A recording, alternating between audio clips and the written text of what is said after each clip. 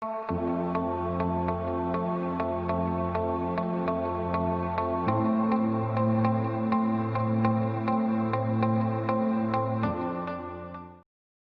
no ar. Bom dia a todos. Com muito prazer estou aqui. Agradeço imensamente o convite da Universidade de Fortaleza. São 10 horas em ponto e a gente começa mais uma live. É uma alegria estar aqui. Essa é mais uma live promovida pela Unifor. E realmente eu faço questão de reiterar o meu agradecimento pela oportunidade, pelo convite de estar aqui conversando com vocês sobre o impacto do curso de Direito na vida das pessoas. Vocês têm notado que é inegável a maestria, o vanguardismo com que a Universidade de Fortaleza ela vem conduzindo suas ações nessa época de quarentena. Inclusive, há 2 dias atrás, a gente teve uma reunião com o nosso talentoso vice-reitor de graduação, o professor Henrique, e ele estava conversando com os professores do curso de Direito sobre as diretrizes das aulas no próximo semestre. E o professor Henrique disse, olha, no próximo semestre já está quase tudo planejado, a gente já está planejando 2021. Isso só mostra o quanto a Universidade de Fortaleza ela é uma universidade acima, à frente do seu tempo, acima do seu tempo. Então, eu fico muito orgulhoso com essas ações da Unifor. Como eu disse, espero que todo mundo esteja bem, esteja com saúde. Durante esse período de isolamento social, a Universidade de Fortaleza tem produzido várias lives. Inclusive, o Centro de Ciências Jurídicas, que é o centro ao qual eu faço parte enquanto professor, ele fez uma live com o nosso querido historiador, o Leandro Carnal, e também a nossa dileta, a nossa querida e estimada diretora do Centro de Ciências Jurídicas, a professora Caterine Mihaljuk. E eles falaram sobre a felicidade nessa época de pandemia. Foi uma live espetacular, não sei quem esbanjava mais conhecimento. Eu tendo a achar que foi a professora Caterine, a minha chefe, e não o professor Carnal, muito embora eu goste muito do professor Carnal. E só para constar, as lives da Unifor, inclusive essa, elas estão sendo transmitidas pelas várias mídias sociais da universidade, pelo YouTube e na net pelo canal 181, caso você queira assistir, e também vai ficar disponibilizado depois. Então vamos lá, a gente vai trabalhar durante essa hora sobre a nossa palestra. E qual é o objetivo da nossa palestra? O curso de Direito ele é um curso muito forte, ele é um curso muito importante. E por conta disso, a gente vai dividir, a gente vai conversar hoje sobre 3 partes do curso de Direito. O objetivo principal é, talvez, até aumentar a autoestima do pessoal do curso de Direito, que já é bem elevado, digamos, mas o objetivo principal dessa palestra é exatamente a gente perceber o quanto o curso de Direito ele impacta a vida das pessoas, e até as nossas. Essa palestra vai ser dividida em 3 momentos. No primeiro momento, depois que eu começar mesmo, que a gente está na apresentação, no primeiro momento a gente vai conversar sobre os principais julgados do STF em 2019. E vocês vão perceber como o STF, e como o direito, obviamente, já que o STF, todos os ministros são formados em direito obrigatoriamente, como o STF impacta na vida desde o indígena, desde quem está respondendo o processo criminal, desde a gestante, até mesmo quem faz religiões, quem faz parte de seitas religiosas que exigem o sacrifício de animais. Então, o STF ele tem um espectro muito grande de atingimento da vida das pessoas. Então, a primeira parte a gente vai conversar sobre os principais julgados que houveram em 2019 pelo STF. Aí depois a gente vai conversar um pouquinho sobre o curso de Direito. Essa live está assistindo não só os alunos do Direito, também pessoas que têm interesse ou afinidade com o curso. A gente vai falar rapidamente. Nessa hora, você que é do Direito, seja na graduação, seja formado, vou pedir a sua ajuda, porque eu vou falar algumas realidades sobre o nosso curso. E aí, a nossa terceira e última parte, a gente vai conversar sobre outros julgados do STF.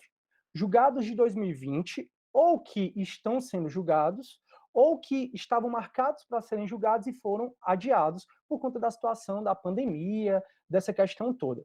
Bom, professor, já entendi que a Unifor é massa, porque é mesmo, já entendi que o curso de Direito é massa, que a professora Caterine, o professor Henrique, o professor Leandro, todos eles são excelentes, formidáveis, já entendi a ordem da palestra, primeiro vão ser os julgados do STF, depois um pouco sobre o curso de Direito, e aí a gente finaliza com os julgados de 2020, primeiro de 2009, ou 2019, depois a questão do curso de Direito, e aí os julgados de 2020.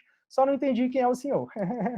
Bom, estou vendo aqui que tem vários amigos, tem vários alunos, fico muito feliz com a presença de todos vocês, mas para quem não me conhece, eu sou o Sidney, sou o professor Sidney Filho, eu sou professor da graduação do Direito da Universidade de Fortaleza, desde 2008, tenho 2 especializações em Direito, tenho mestrado em Direito, doutorado em Direito, e em 2018 eu concluí meu pós-doutoramento, meu estágio pós-doutoral, que eu fiz na Universidade de Częstochowa, uma universidade na Polônia que me deu o mundo. Eu acabei, por conta dessa oportunidade do meu pós-doutorado, eu acabei visitando vários países, dando aula em vários países, como no final da palestra, se der tempo, eu converso um pouco mais com vocês sobre isso. E eu gosto sempre de trazer essa minha experiência, porque uma das dúvidas que a pessoa tem quando vai resolver ou não fazer direito é a questão da internacionalização. Então, geralmente, a pessoa pensa assim, poxa, eu quero morar fora no futuro, se eu fizer direito, eu não vou conseguir morar fora. Na verdade, não. Na verdade, o direito, ele é tão capilarizado, ele tem tantos ramos de atuação, que você mesmo que queira ter uma atuação fora, isso é possível, assim como a que eu tive, e morro de orgulho disso. Então, vamos lá? Já disse quem eu sou, já disse como é que vai ficar a nossa palestra, como é que vai ser a ordem. Agradeço demais a presença de todos e eu vou começar a compartilhar a minha tela para a gente poder ver um pouco da apresentação, que, como eu disse, eu já disponibilizei no Unifor Online e já enviei para vocês pelo WhatsApp. Turma, se alguém tiver alguma dúvida, no final da palestra eu vou olhar as mensagens aqui e vou responder pelo Google Meet. Se você tiver ou em outra rede social da Unifor, como por exemplo no YouTube, você pode escrever no chat, que eu acredito que o Marcelo, se der tempo, ele vai me passar e eu tiro essas dúvidas. Se não der tempo nessa live, porque a gente só tem até 11 horas obrigatoriamente, aí eu entro em contato depois, ou você entra em contato comigo no Instagram. Eu vou deixar todos os meus contatos aqui no final dessa palestra. Tranquilo?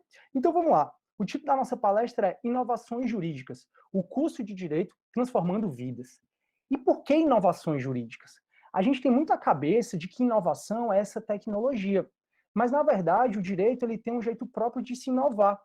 O nosso vocabulário, as questões que a gente decide, sem sombra de dúvida, são inovações que acontecem e que impactam a vida das pessoas, como a gente vai perceber mais ainda nessa palestra. Então, inovações jurídicas é exatamente esse novo olhar que o direito dá à nossa realidade social. O direito, ele faz julgamentos que impactam a vida social, a vida cultural, a vida política e a vida econômica. E cada vez mais o STF ele está se especializando, digamos assim, nessas decisões que têm impacto direto na nossa vida, como a questão do Uber, do WhatsApp, que é o que a gente vai conversar sobre hoje. Então, inovações jurídicas, o curso de direito transformando vidas.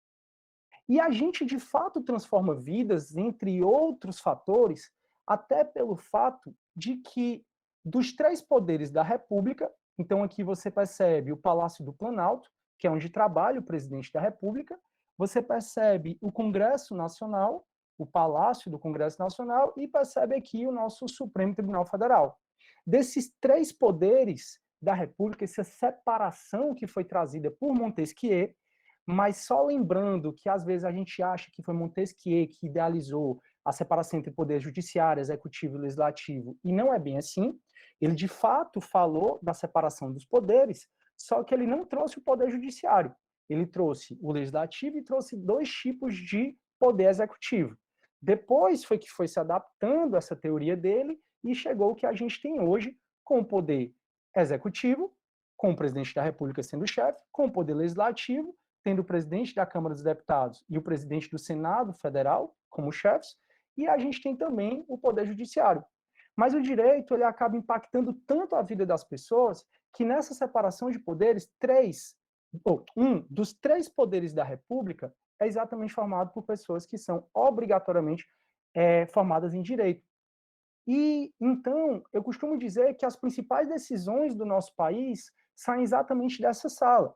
É óbvio que tem tribunais de justiça, é óbvio que tem juízes de primeiro grau, é óbvio que tem outros magistrados que dão importantes decisões. Mas, sem sombra de dúvida, as principais decisões que nos impactam diretamente, como você vai poder perceber daqui a pouco, saem exatamente dessa sala, saem exatamente do consenso da maioria ou da unanimidade desses 11 ministros que estão representados na foto.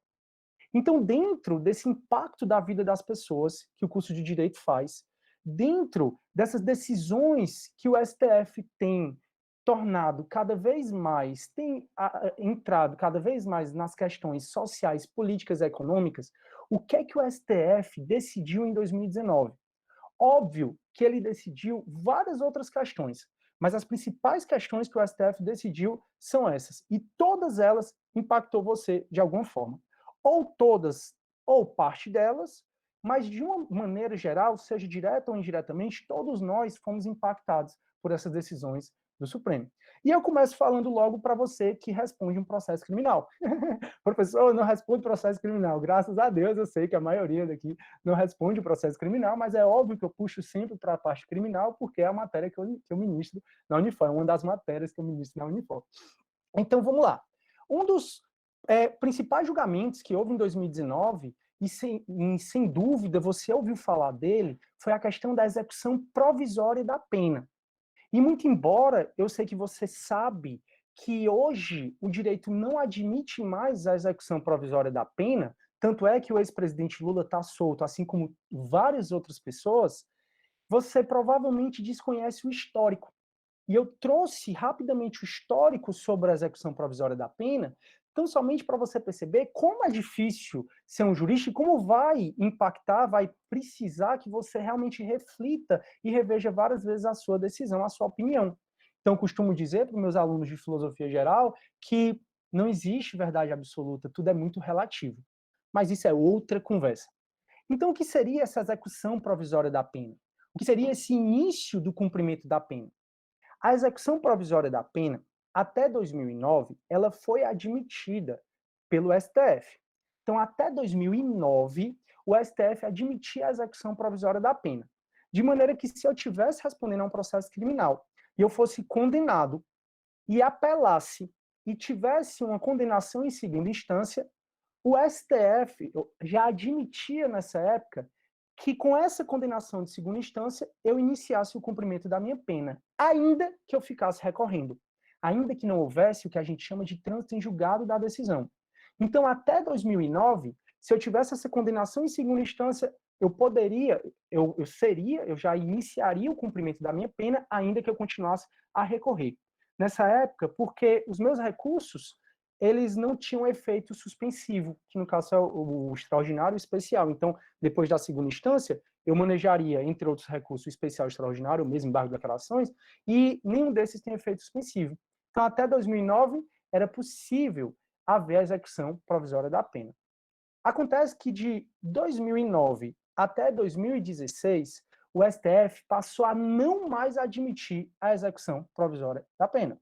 De maneira que, se eu tivesse uma condenação em segunda instância e continuasse a recorrer, eu não poderia sofrer já o início do cumprimento da pena. Então, quando foi em 2009, o STF muda de opinião e de 2009 até 2016 ele diz assim, sim, só pode começar o cumprimento da pena quando não couber mais recurso. Acontece que em 2016 teve um julgamento muito polêmico. Entre outras ações, em 2016 foi julgado um habeas corpus do ex-presidente Lula.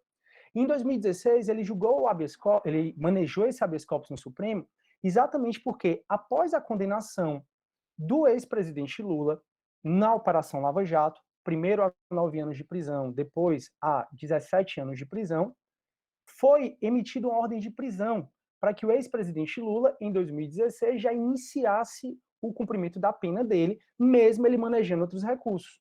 Porque, na visão do ex-presidente Lula, isso contrariava o posicionamento do STF, o que de fato estava correto. Porque de 2009 até 2016, o STF ele tinha um entendimento de que não poderia haver a execução provisória da pena.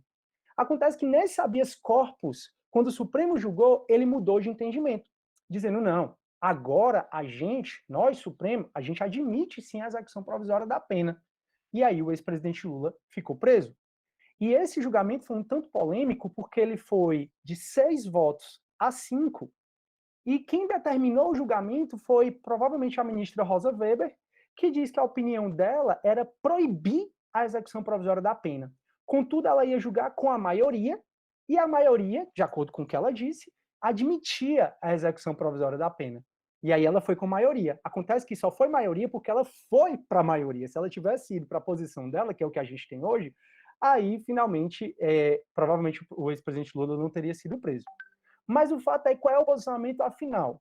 Você entendeu que até 2009 o Supremo admitia. 2009 a 2016 o Supremo não mais admitia a execução provisória da pena, que aí foi onde ele decidiu, em 2016, mudar de posição. Então, de 2016 até 2019, o Supremo disse, pode haver.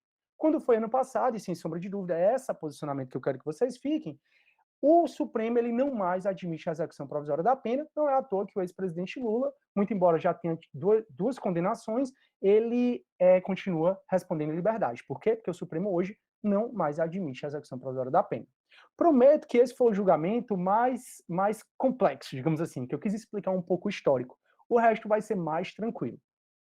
O próximo posicionamento do STF, em 2019, foi em relação aos transportes de passageiro por aplicativo, o Uber, o 99. Inclusive, tem especial interesse a gente aí de Fortaleza, porque foi uma lei da Prefeitura de Fortaleza que restringiu a mobilidade, a locomoção por empresas de aplicativo. E aí foi questionada essa lei, se o município de Fortaleza, ou se os municípios em geral, eles podem restringir ou proibir Uber, e o Supremo disse, é inconstitucional. Qualquer lei municipal que venha a restringir ou a proibir a locomoção de pessoas por transportes de aplicativo. Para o Supremo, isso fere a livre concorrência, fere a livre iniciativa. Então, hoje, se vier uma lei municipal dizendo quero proibir o Uber, o STF não deixa mais. E a palavra está dada. Outro julgamento muito importante que houve em 2019 foi a questão da homofobia e da transfobia. E veja como funciona essa questão da separação de poderes. O STF ele tem poder, inclusive, para dar uma lei quando ele julga o Congresso Nacional omisso. O STF foi chamado a se manifestar se existia ou não uma omissão do Congresso Nacional no que diz respeito a um crime ao crime que punisse a homofobia e a transfobia. Então não existe no ordenamento jurídico uma lei feita pelo Congresso Nacional que diga expressamente que existe a discriminação, existe um crime específico para a homofobia e para a transfobia. O que é que o STF fez? O STF disse o seguinte, olha, realmente existe uma omissão do Congresso Nacional. Eu não posso obrigar o Congresso Nacional a fazer uma lei criminalizando a homofobia e a transfobia, especificamente.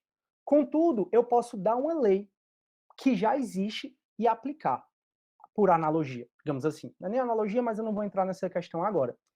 E aí, o STF disse, enquanto o Congresso Nacional não fizer um crime para punir a homofobia e a transfobia, quem tiver atitudes homofóbicas ou transfóbicas vai ser equiparado na lei de racismo. A lei de racismo, a lei 7.716 de 89, ela traz 5 tipos de discriminação racial. Então, se eu estou dando aula e impeço um negro, um índio, um amarelo, um muçulmano, de assistir à minha aula pela condição deles de ser negro, amarelo, índio, muçulmano, eu estou cometendo racismo. Se uma pessoa, se um branco é proibido de entrar no cinema porque é branco, está cometendo racismo. Porque a lei de racismo, ela traz 5 tipos de crimes de racismo. É a discriminação racial, a de cor, a de etnia, a de religião e a de procedência nacional. Você não me ouviu falar que a lei de racismo traz como crime de racismo a homofobia. Você não me ouviu falar de orientação sexual. Mas o Supremo disse: opa, como não existe uma lei que puna de maneira mais específica a conduta homofóbica, quem cometer atos homofóbicos vai ser enquadrado nessa lei de racismo. Então o STF ele deu essa lei de racismo equiparando a racismo às condutas homofóbicas. Então se o homossexual é impedido, por exemplo, de ser servido, um garçom não quer servir, um restaurante não quer servir um homossexual por ser homossexual, ou uma questão de transgênero também, esse restaurante, não o restaurante em si, mas o dono, ele vai ser enquadrado na lei de racismo. Outra decisão mega importante, olha o tanto que o STF, turma, ele impacta nas nossas vidas. É a questão do início e cumprimento da pena, é a questão do transporte aplicativo, da homofobia. Outra questão super importante é falar de vencimento de servidores, já que a gente está numa época tão complicada de arrecadação. E óbvio, os servidores, porque trabalham bastante, pelo menos a maioria, como isso aí a gente não vai entrar nessa discussão, até porque em todo canto tem gente que trabalha, tem gente que não, enfim, mas os servidores, eles muitas vezes faziam questão de um reajuste anual de vencimentos. E sabe o que o Supremo disse? Diz que o executivo não é obrigado a fazer o reajuste anual de vencimentos dos servidores. Poxa, mas a inflação, como é que fica? Eu vou perder esse salário? Aí o STF disse: o Poder Executivo, ele não é obrigado a fazer o reajuste anual do vencimento dos salários dos servidores, contudo, ele tem que justificar porque que não vai fazer esse reajuste anual. E é essa a decisão do STF. O STF, ele impacta tanto a nossa vida que até em relação a sacrifício de animais, o STF, ele foi chamado a se manifestar. Existem algumas religiões de matriz africana, como o candomblé, que fazem suas seitas, fazem seus rituais, sacrifícios de animais. E existia uma lei do Rio Grande do Sul permitindo o sacrifício de animais com finalidade religiosa. E o STF foi chamado a se manifestar se essas leis, se essa lei estadual do Rio Grande do Sul é válida ou não. E o STF, ele fez uma tese de repercussão geral dizendo, olha, é sim constitucional, é possível uma legislação permitir sacrifícios de animais quando for para respeitar a liberdade religiosa de religiões de matriz africana. Então, em prol da liberdade de religião, o STF admite a questão dos sacrifícios de animais. E aí, galera, estão gostando? Eu sei que às vezes fica denso, eu sei que às vezes a gente fica um pouco assim, fala, meu Deus do céu, será que eu admito? Eu não dou tempo nem da gente refletir um pouco, mas é porque como são os principais julgamentos e a ideia é mostrar como o custo de direito impacta as nossas vidas, eu acho que você pode perceber como a gente está sendo impactado. E aí, para a gente continuar a nossa atualização e já falar um pouquinho mais do nosso curso e voltar para 2000, e voltar não, e vir para a questão de 2020, já que esses são julgados de 2019, eu vou falar agora da questão do direito de trabalhadoras gestantes. Há 2 anos atrás, há 3 anos atrás, em 2017, houve uma reforma trabalhista. E essa reforma trabalhista era o que ia salvar o Brasil, e foi capitaneado, e depois disso a gente ia virar país de primeiro mundo. O fato é que essa reforma trabalhista, vários pontos dela estão sendo questionados a constitucionalidade. E um dos pontos que o STF ele já se manifestou, porque faltam outros, é em relação ao direito de trabalhadoras gestantes. Como assim? Foi colocado nessa reforma trabalhista que trabalhadoras, mesmo gestantes, mesmo grávidas, era possível ser aplicadas a elas atividades insalubres. Então, a trabalhadora gestante, pela reforma trabalhista, era permitido que ela tivesse atividades insalubres, atividades que fizessem mal. E o STF disse, óbvio que não, óbvio que isso é inconstitucional. E o STF declarou inconstitucional esse ponto. O STF também, ele se manifestou no que diz respeito a questões de medicamentos e questões de assistência à saúde. Eu vou falar logo da assistência à saúde, que é o mais simples. A saúde é direito de todos e é dever do Estado. Então eu, você, todo mundo, a gente tem direito a uma saúde gratuita e a gente está vivendo isso mais do que nunca, né? Que a gente está vendo esses hospitais de campanha. O fato é que a responsabilidade por dar saúde a qualquer cidadão já foi reiteradamente falada pelo STF, decidida pelo STF, inclusive ano passado, dizendo que essa assistência à saúde é dever solidário dos 4 entes federativos.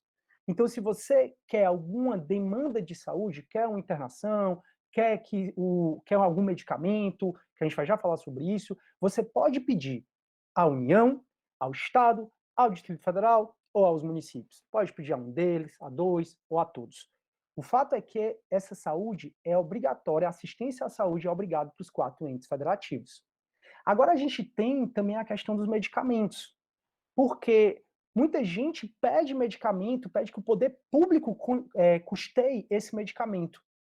E o STF disse assim, olha, Se esse medicamento é um medicamento experimental, ou se é um medicamento que não tem ainda eficácia comprovada, o poder público ele não é obrigado a prestar.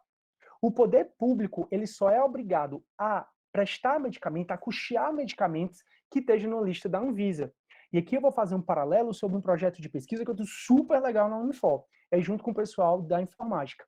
A gente está tentando criar um robozinho, que a gente fala de inteligência artificial, que consiga ler as petições dos advogados requerendo medicamentos. Se a petição requerer um medicamento que está na lista da Anvisa, o robozinho já vai fazer o fluxo e facilitando para os servidores e para os magistrados aquela decisão. É óbvio que o robozinho não vai decidir por ninguém, ele só vai sugerir a decisão de acordo com a jurisprudência do STF. Então, se o medicamento que o advogado está pedindo, o robozinho já lê, já identifica que é um medicamento que está na lista da Anvisa, o que é que o robozinho faz? Já diz, magistrado, o STF julga procedente, admite, e está aqui a sugestão de decisão. O magistrado analisa como ele quiser e aí ele decide. Se for um medicamento experimental, segue outro fluxo. Se for um medicamento com eficácia comprovada que não está na lista da Anvisa, segue outro fluxo. É super legal. Eu estou trabalhando agora com o pessoal da informática, criando a inteligência desse robozinho. É super legal. E aí, para a gente ir finalizando essa questão dos julgados do STF de 2019, a gente teve, inclusive, a demarcação das terras indígenas. Olha que doido. Para mim, né? Não devia nem ter omitido a minha opinião, mas tudo bem. O nosso presidente, ele, através de uma medida provisória, ele transferiu a responsabilidade de demarcar quais são as terras indígenas da FUNAI para o Ministério da Agricultura. Então, foi retirada, por uma medida provisória, a competência para demarcar terras indígenas da FUNAI para o Ministério da Agricultura. E aí, óbvio que entraram com ações diretas de inconstitucionalidade contra a medida provisória quando foi convertida em lei. E o STF disse, de jeito nenhum, é inconstitucional essa retirada da competência da FUNAI para ir para o Ministério da Agricultura, da competência da demarcação das terras indígenas. E, finalmente, turma, para a gente já ir falando um pouquinho do nosso curso, existe também a questão do recolhimento de crianças. Isso aqui eu também acho um pouco doido. O ECA ele foi alterado para dizer que o Estado do Ceará, por exemplo, pode tirar crianças e adolescentes em situação de rua e levar para o abrigo. Então, o ECA permite que o Estado do Ceará, por exemplo, através de seus agentes públicos, quando ele olha uma criança ou adolescente em situação de rua, pode levar para os abrigos, o ECA permite. E aí foi questionada a constitucionalidade desse artigo. E o STF disse, não, esse artigo é constitucional.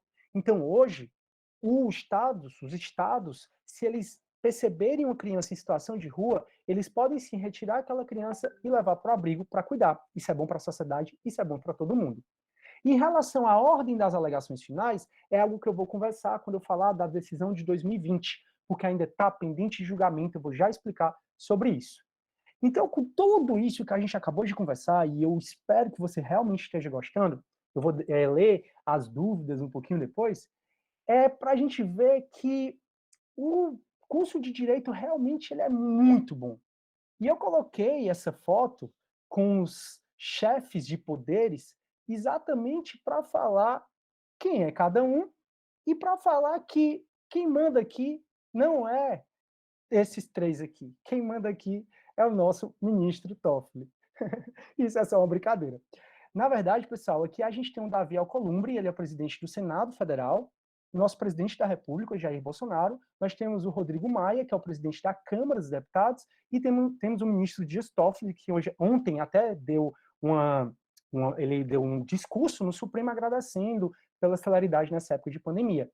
E aí eu quis só fazer essa brincadeira para vocês perceberem que realmente quem manda no país não são esses três poderes, não são esses dois poderes, quem manda no país é o judiciário, ou seja, é o curso de direito. Venha fazer direito com a gente, se você ainda não faz mestrado, doutorado, está aí aberto para isso.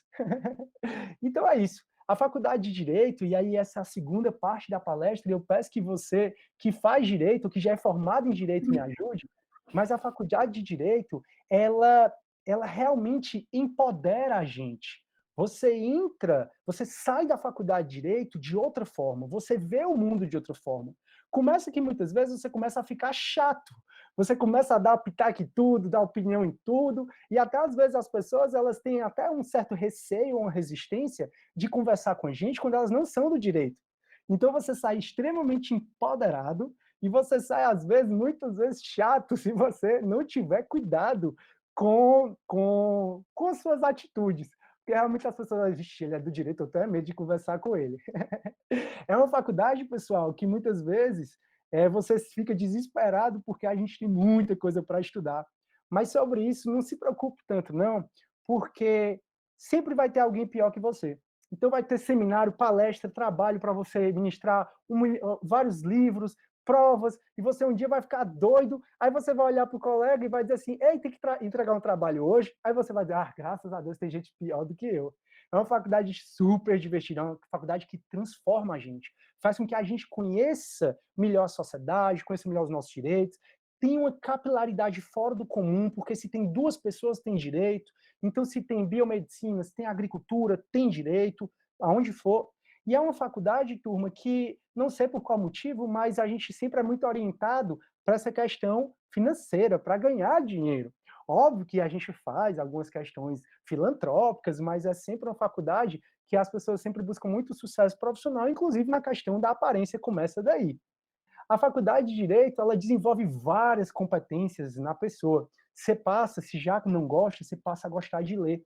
Agora mesmo, no final do semestre, um depoimento dos meus alunos foi que, poxa, eu nunca gostei tanto de ler, porque a gente fica discutindo sobre vários livros clássicos, desde literatura mesmo, como é o caso da Divina Comédia, do Inferno de Dante, que é um dos meus livros favoritos, ou mesmo de Erasmo de Roterdã, que fala sobre o elogio da loucura, que é sensacional, a loucura personificada, dizendo que ela é a imperatriz da humanidade, e até livros mais técnicos, como livros do direito penal, direito civil, a gente passa a gostar muito de ler. Você desenvolve uma boa escrita, uma capacidade argumentativa fora do comum.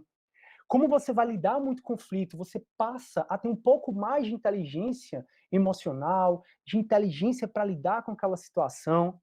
Você passa a ser uma pessoa que tem uma capacidade argumentativa, de persuasão fora do comum. E é óbvio que eu não poderia indicar outra universidade para você fazer direito que não seja a Unifor.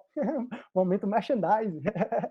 A Unifor, pessoal, ela conta com mais de 1.200 professores, mestres e doutores. Ela conta, pessoal, com estruturas de prática jurídica que você sai da faculdade sabendo advogar, sabendo atuar como promotor, como defensor, como juiz, porque tem partes simuladas para isso. Você faz estágios reais, onde você atende pessoas de verdade, atua em casos de verdade, seja entrando com iniciais, seja fazendo a contestação. Então, quase no curso de Direito, que são mais de 160 professores, quase todos mestres e doutores e todos gabaritadíssimos. E é isso. Você pode me perguntar, beleza, professor, você me convenceu a fazer Direito, mas me diga uma coisa, como é que está o mercado de trabalho? Bom, o mercado de trabalho é algo muito delicado a gente falar, né? Tanto é que essa moça está me fazendo essa cara. Mas se você, se o mercado de trabalho do direito, ele sempre vai ter a opção do concurso público. Por quê? Porque qualquer cargo público, para ele ter efetividade, ou pelo menos a maioria dos cargos públicos, tirando de comissão, de confiança, que aí é outra discussão, mas a maioria dos cargos públicos, eles são ocupados mediante concurso público. E se é um concurso público, todo mundo tem o mesmo direito, todo mundo está igual, ninguém não vai ter favorzinho, não vai ter esse negócio de rachadinha. O que seria rachadinha? Seria, ó, tu vai ser meu assessor, certo? Mas tu vai ganhar 10 mil. Desses 10 mil, tu me dá 5, eu te dou 5. Isso é a rachadinha. Um servidor público, ele não se submete a isso. Por isso que, muitas vezes, alguns políticos ficam com tanta raiva de servidor. Porque não dá para um político chegar para mim e dizer, se ele me dá metade do teu salário, não, eu sou servidor público, eu conquistei meu cargo e eu trabalho por essa remuneração. Porque um cargo de confiança, qualquer político, qualquer pessoa que está no poder coloca e pode, em tese, fazer essa rachadinha. Mas o fato é que, professor, vai acabar os concursos públicos? É claro que não, porque só o que tem são cargos à disposição. Agora mesmo a Polícia Civil do Distrito Federal está aberta e várias outras polícias já anunciaram que vai abrir questão de concurso para ser delegado, concurso para ser também promotor, juiz, e aqui eu coloquei salários para vocês. E sempre, turma, tem a opção de você ir para a advocacia. onde, enquanto o servidor público ele tem um teto remuneratório, os advogados não têm teto remuneratório nenhum. Então, o céu é o limite, é que vai depender do teu esforço. Nós temos advogados conceituadíssimos, que eu acho que a esmola que eles dão deve ser uns 10, 30, 20, 30, 10 mil reais, 30 mil reais, por aí vai. Deve ser a esmola deles, porque são advogados extremamente competentes. Então, seja do tamanho do sonho de vocês. Seja, acreditem em vocês e acreditem que vai dar certo. E se esforcem para isso, porque nada vem fácil. A não ser que você seja muito bonito e case com um homem ou com uma mulher muito bem rica. Beleza, também para a gente caminhar para o finalmente da nossa conversa, e já eu vou dar uma olhada nas dúvidas, muito embora aqui eu ainda gaste um tempinho, a gente vai falar dos principais julgamentos do STF de 2020. E aqui tem um probleminha. Vou chamar de probleminha porque quando foi no final de 2019, o ministro Dias Toffoli, que é o presidente do STF, ele divulgou a pauta do Supremo, a pauta de julgamento do Supremo, que o Supremo ia ter até no primeiro semestre, até julho. Então, quando foi em 2019, em dezembro, o ministro Dias Toffoli disse assim, ó, em março nós vamos julgar esse tema, em abril esse, em maio esse, ele divulgou a pauta de julgamentos. Acontece que por conta da pandemia, porque alguns ministros pediram vistas em outros processos, várias dessas situações que eu vou trazer para vocês, elas foram adiadas, o julgamento delas, tiveram o julgamento adiados. Então, a gente tem decisões já do STF, obviamente, que eu vou conversar com vocês, sobre a questão da doação de sangue dos homossexuais, por exemplo, mas tem muitas discussões aqui que ainda vai acontecer, muito provavelmente, esse ano. E aí eu volto para aquele discurso, e a gente já está na terceira parte da nossa palestra, eu volto para aquele discurso de que o direito realmente ele impacta muita vida. E qual é o primeiro julgamento que a gente tem aqui do STF? É a suspensão do WhatsApp. Com certeza, principalmente há 2 anos atrás, você olhou para o seu WhatsApp e disse assim, está bloqueado, não está funcionando, o que é que está acontecendo? Aí você descobriu que um juiz lá de Goiânia, ou então um juiz do Ceará, ou então um juiz de outro estado, de primeira instância, resolveu dar uma ordem para que o WhatsApp ficasse bloqueado, e bloqueava o WhatsApp de todo mundo. Então, o judiciário, e aí sempre tem que ter cuidado para não extrapolar o poder e a competência que ele tem, tiveram algumas decisões de juízes mandando suspender o funcionamento do WhatsApp. Então, você foi vítima, eu fui vítima, talvez você não lembre, mas a gente foi. E o Supremo, foi chamado a decidir, mas ainda não decidiu. Ele tirou de pauta, porque, salvo engano, acho que foi Alexandre de Moraes, o ministro Alexandre de Moraes, pediu vista dos autos, mas o Supremo ele vai decidir se o judiciário pode ou não estar determinando o bloqueio do WhatsApp o tempo todo. Se pode ou não afetar todo o Brasil, e se puder fazer isso, quais são os limites, qual vai ser a extensão que o judiciário vai ter para determinar essa suspensão do WhatsApp.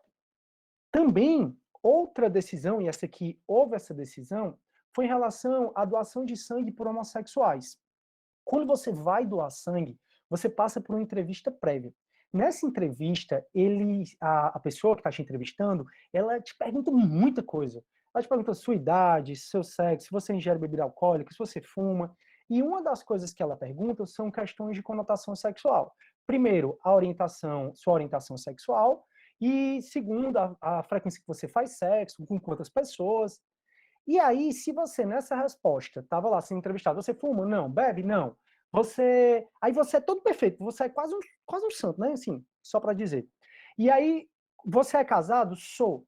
E você faz sexo? Faço. Só com meu marido. Digamos que você disse que é homossexual. Faço, mas só com meu marido, sou casado há não sei quanto tempo, não faço com outra pessoa, não. Aí, no final dessa entrevista, depois dessa pessoa se expor a sua intimidade, sua vida, aí a moça diz assim, sinto muito, você não pode doar sangue. Por quê? Eu não fumo, eu não bebo, eu não saio, eu não faço nada, só faço sexo com uma pessoa? E aí ela dizia, porque você é homossexual. Então imagina a discriminação, o constrangimento, a chateação de uma pessoa que quer fazer uma boa ação no poder porque tem a preferência sexual por pessoa do mesmo sexo. O fato é que existiam leis e determinações da Anvisa, nossa vigilância sanitária, dizendo que homossexuais não poderiam doar sangue. E o STF disse que são inconstitucionais essas discriminações. Então, hoje, se você for doar sangue e já nessa entrevista prévia a moça te disser, não, você não pode doar sangue, tem que ser por outro motivo. Tem que ser porque você tem uma doença crônica ou porque outro motivo. Não pode ser pelo fato de que você tem uma orientação sexual homoafetiva ou heteroafetiva. Então, essa é a nossa decisão.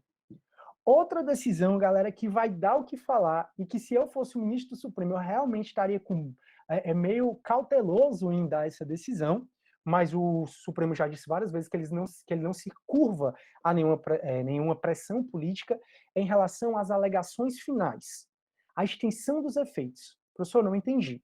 Quando você sofre um processo criminal, no final desse processo, antes do juiz dizer se você é culpado ou inocente, tem as alegações finais. As alegações finais, ela é o momento em que o Ministério Público, é aquele que está te acusando, na maioria das vezes, vai dizer o que é que ele quer, provavelmente a tua condenação, vai depender do processo, e que você, depois do Ministério Público, que está sendo processado por ele, você vai dizer o que é que você quer. Juiz, por favor, me absolva. E aí, no final, o juiz vai julgar. Essas são as alegações finais. Às vezes, como no caso da Operação Lava Jato, num processo criminal, o Ministério Público acusa mais de uma pessoa. Então, na Lava Jato, por exemplo, a gente tem o ex-presidente Lula, tem o ex-superintendente da Odebrecht, a gente tem executivos da JBS, e aí eles estão sendo processados pelo Ministério Público. Qual é a ordem dessas alegações finais? Todo mundo junto? Não é. A questão é que o direito penal ele tem trazido vários instrumentos para ajudar no combate ao crime. E entre esses instrumentos existe a colaboração premiada, e alguns falam delação premiada, e eu não vou entrar no mérito da nomenclatura agora.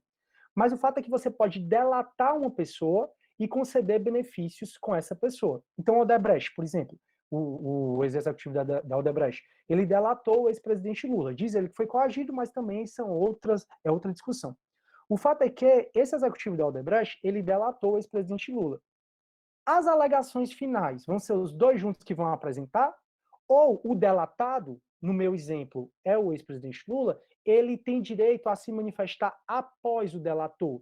Então, o ex-superintendente diz assim, eu conto tudo desde que eu tenha uma pena diminuída, desde que eu tenha algum benefício. É o que estão tentando fazer com Queiroz agora. O Queiroz foi preso, e aí estão tentando, tanto a polícia como o Ministério Público, fazer essa colaboração premiada, essa delação premiada.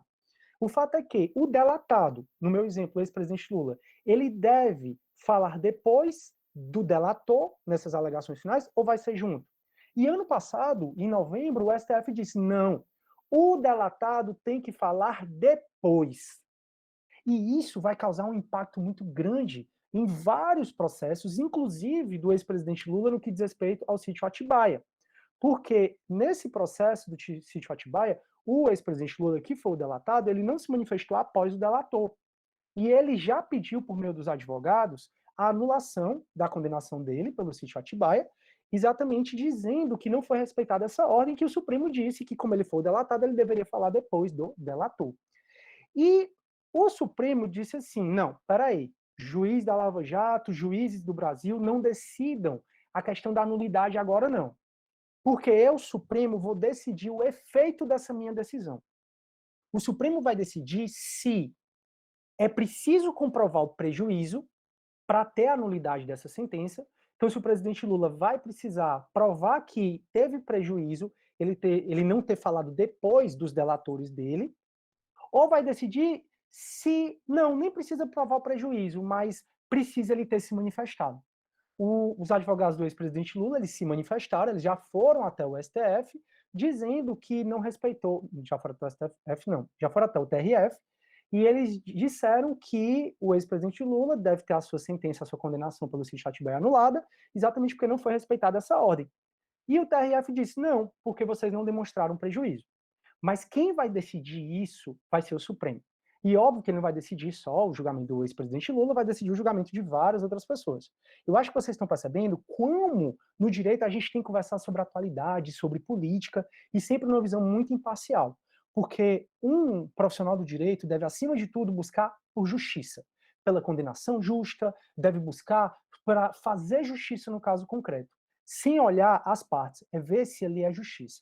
Então, óbvio que essa decisão que o Supremo ainda vai ter sobre a extensão do efeito dessa decisão dele, vai impactar no processo do ex-presidente Lula, como vai impactar em vários outros. Inclusive, já tiveram condenações da própria Lava Jato anuladas por conta disso. O fato é que a gente tem que esperar. Então, o STF diz que o delatado tem que falar depois dos delatores, a partir de 2019. Aí, para os julgados antes de 2019, como esses da Lava Jato, vai anular a sentença? Ou qual o efeito que vai ser se dado para essa decisão? Vai retroagir? Não vai retroagir? É isso que o Supremo vai julgar. Imagina aí você sendo ministro do STF. E eu acho super legal porque eu dou aula para o primeiro semestre, para o quinto semestre, e no primeiro semestre o aluno entra e ele já se sente no curso de Direito capaz de ser ministro do STF. E eu dou um bom valor, eu digo, é mesmo, você tem capacidade, mas estude muito, porque imagino que não deve ser fácil. O fato é que essa é uma das decisões que o STF ele vai ter que tomar esse ano. E outra decisão é em relação à execução provisória da pena no tribunal do júri. Como assim a execução provisória da pena no tribunal do júri, professor? Turma, a gente viu que desde 2019 não se pode mais haver a execução provisória da pena. Não é à toa que o ex-presidente Lula está solto, aguardando o trânsito em julgado da condenação dele para ele voltar a cumprir a pena. Então, desde 2019, você só vai poder ter a sua pena executada, a sua pena criminal, caso o processo esteja transitado em julgado. Mas isso tem uma exceção. O pacote de crime, ele é uma lei que alterou o Código Penal, o Código de Processo Penal, as legislações especiais, e o pacote de crime, ele trouxe no artigo 492, inciso 1º, a linha E do Código de Processo Penal, a permissão da execução provisória da pena, no caso de condenação do tribunal do júri, a uma pena a mais de 15 anos. Opa, professor, volta. A regra é que se eu for condenado criminalmente, eu só vou cumprir pena se tiver transitado e julgado, se não couber mais recursos. Essa é a regra. Contudo, e aí vem a exceção, o pacote de crime agora alterou o CPP para dizer que se essa condenação foi no tribunal do júri, que a gente tem os Nardoni, o goleiro Bruno, se foi no tribunal do júri e você teve uma condenação no tribunal do júri a uma pena superior a 15 anos, nesse caso você vai cumprir pena desde essa condenação do júri, ainda que você recorra. Então a gente ainda tem uma hipótese de execução provisória da pena, que é essa do júri. E o Supremo ele vai se manifestar, diz ele ainda em 2020, sobre se esse artigo ele é constitucional ou não. Tem outras partes do pacote de crime que estão sendo questionadas, tem outras partes que não estão nem valendo, como é o caso de juízo de garantias, a alteração do arquivamento do inquérito policial, a proibição do magistrado que tiver contato com prova ilícita continuar julgando aquele processo. Esses 3 partes estão suspensos, tem uma outra ainda, que é a da prisão, se o juiz, se não houver audiência de custódia em até 24 horas da prisão em flagrante, aquela prisão é ilegal, tem outras, mas o Supremo ele vai julgar, além desses outros pontos do pacote de crime, ele vai ter também que julgar essa parte da execução provisória da pena, se você for condenado no tribunal do júri e a uma pena superior a 15 anos. Outra questão, e isso aí também tem impacto direto da gente, é a questão do tabelamento de preço dos caminhoneiros. Outra questão que o Supremo vai ter que julgar esse ano. Como assim, professor? Turma, vocês lembram em 2018, aquela greve que teve dos caminhoneiros, que faltou mantimento de tudo? Na época, o nosso presidente era o ex-presidente Michel Temer. E ele fez uma medida provisória que foi convertida em lei, e essa medida provisória que virou lei, ela determinou um tabelamento dos preços pelo frete do caminhoneiro. Tabelamento no mínimo. Então tem uma lei que diz o mínimo que um caminhoneiro deve receber por um frete que ele faça. E essa lei está valendo até hoje. O Supremo ele vai decidir se essa lei é constitucional ou se essa lei é inconstitucional. Se o Supremo decidir que essa lei é inconstitucional, pode se preparar para outra greve dos caminhoneiros.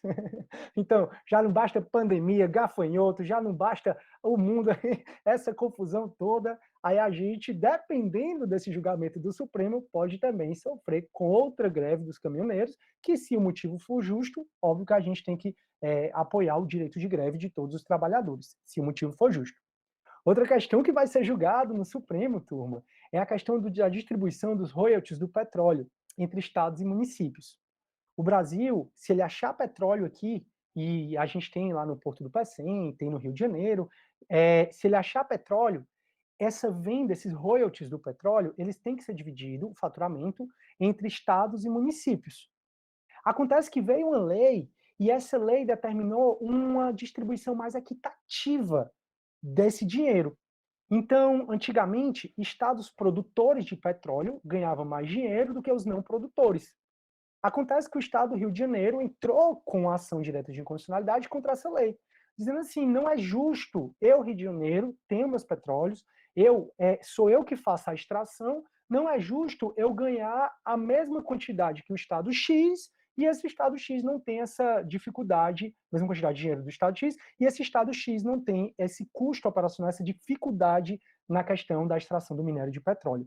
Então, essa lei que faz uma distribuição mais equitativa do valor arrecadado pelo royalties do petróleo, essa lei ela vai ser questionada a constitucionalidade dela, exatamente porque o Estado do Rio de Janeiro acha justo que os estados produtores ganhem muito mais valor do que os estados não produtores, estados e municípios.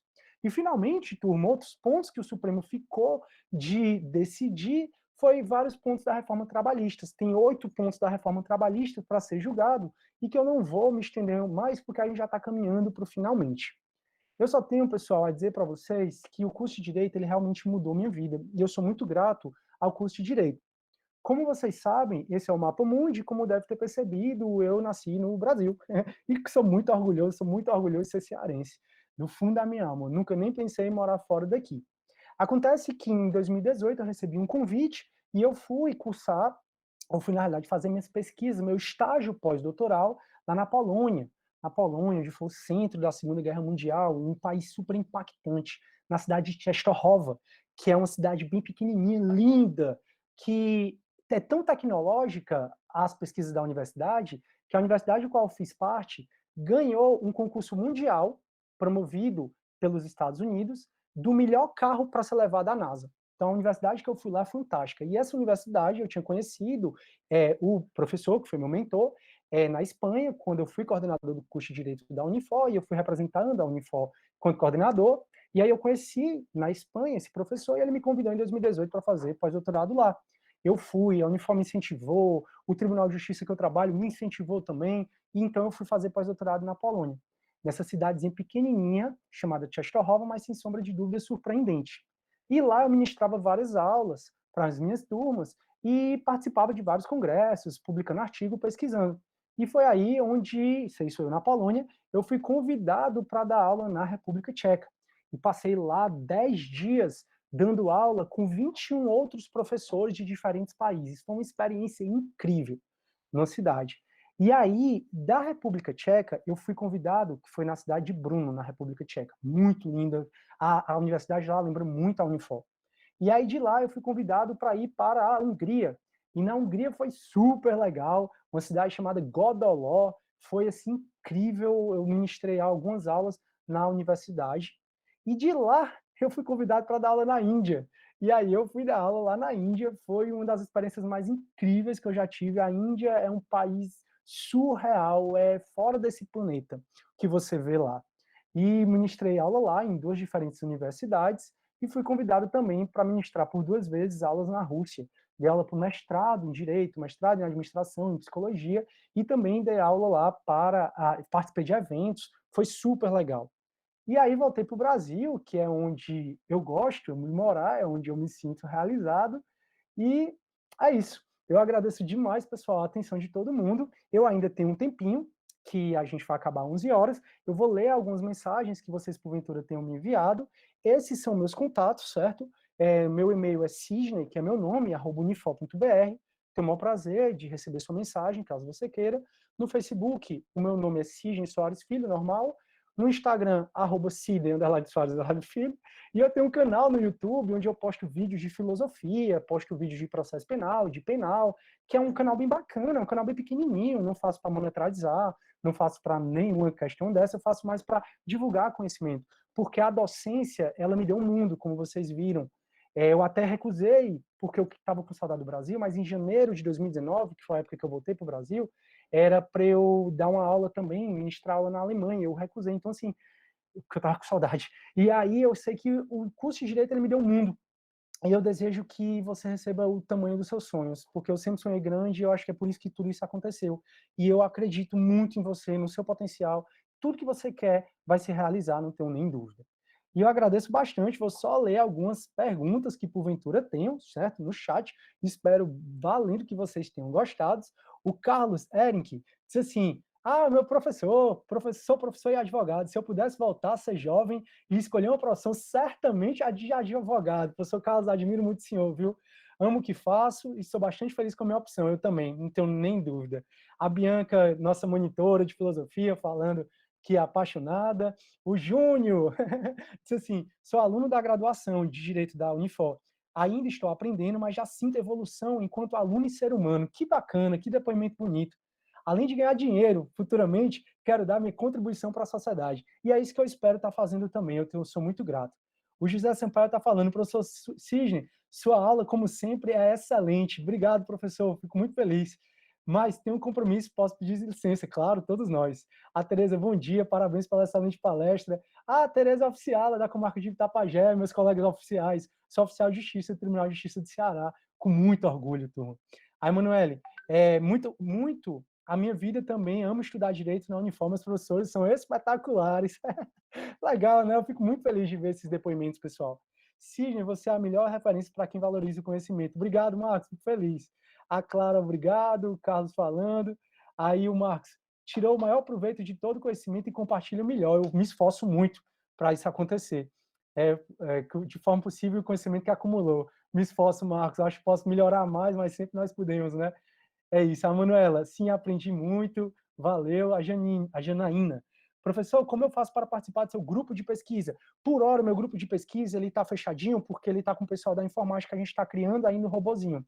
Depois eu vou precisar do pessoal do direito para a gente fazer a questão do levantamento de dados de processo. Aí a gente abre um curso, um edital, pelo NUPESC. Turma, o NUPESC é o Núcleo de Pesquisa do Centro de Ciência Jurídica, lá da Unifor. E lá tem vários grupos de pesquisas bacanas, é o setor responsável pelos grupos de pesquisa. Então procurem se informar no PESC, é muito bom, que é Núcleo de Pesquisa. A Maria Andrade, que orgulho, show, Antônio Sarava, meu querido monitor, Janete Linda, obrigado. Lohana, aí o Marcos, foi o melhor curso do qual já participei, sua competência na mediação de conhecimento, pouco que ser seu pacote de crime. Ô Marcos, que bom. E o pessoal do TJ, né, eu fiz um curso sobre o pacote de crime pessoal do TJ, com visto do RH, aí foi super elogiado, fiquei muito feliz, saiu ontem na intranet da gente, vários elogios, foi assim, incrível, e aí já vão abrir mais 2 turmas, que é o maior prazer, e a gente já vai, Marcos, pensar na de processo penal, que aí a alteração do pacote de crime no que diz respeito ao processo penal é assim, surreal, é fora do comum, como foi alterado o CPP. O pacote de crime alterou o Código Penal, o CPP e também alterou a legislação especial. E quem mais foi alterado foi o CPP. A Ana Holanda, valeu, Aninha, obrigado. Ismael, o Fred está dizendo assim, professor Sidney, sempre defendi como neófito, futuro jurista, show, meu amigo, você já é jurista, o ativismo judicial no vácuo de outros poderes, no que sempre fui corrigido pelo professor Marcos Vinícius, nosso grande professor Marcos Vinícius. Hoje questiono esse acesso não descaracteriza a estrutura de poderes. Fred, uma coisa que a gente aprende na faculdade de Direito, você está aprendendo muito provavelmente, que você já é um jurista, é que o direito é casuístico. Evita, sempre que possível, a generalização. Tenta sempre ver caso a caso. Fechou? Depois a gente conversa mais, porque meu tempo está acabando. Galera, muito obrigado por tudo. Vou precisar acabar a nossa live. Yasmin, brigadão. Eu fico sempre à disposição para vocês nas lives, onde você achar melhor entrar em contato comigo. E é isso, galera. Estudem na Unifor. Tchau, tchau. Beijão.